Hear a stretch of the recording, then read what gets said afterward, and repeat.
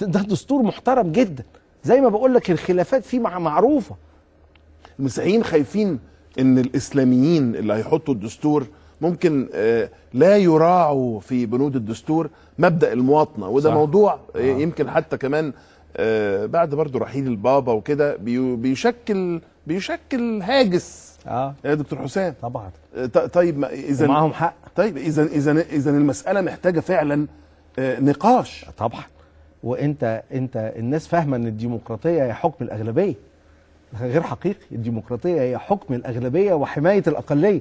لازم الجمله تكمل، لان والا 51% يمشوا 49% من البلد. والاغلبيه لحظيه، الاغلبيه بتيجي في انتخابات وتتغير في انتخابات تانية، لكن الدستور مستمر ما بيتغيرش. فاحنا طب احنا دلوقتي في نقول ايه، في معضله. ايه المخرج من وجهه نظرك؟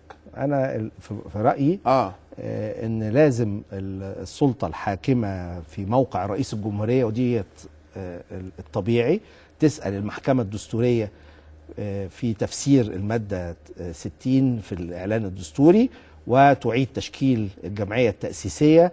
وانا بالرغم من موافقتي داخل الاجتماع اللي زي تم بين القوى السياسيه والمجلس العسكري على شكل من التوافق، لكن موقفي المبدئي ان ما يصحش اعضاء البرلمان السلطه الادنى هم اللي يحطوا الدستور السلطه الاعلى.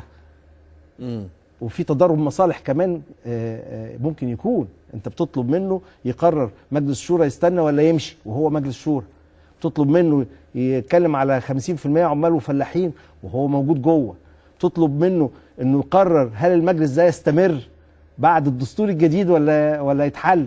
انت مش ده تضارب مصالح ولا يتهيألي؟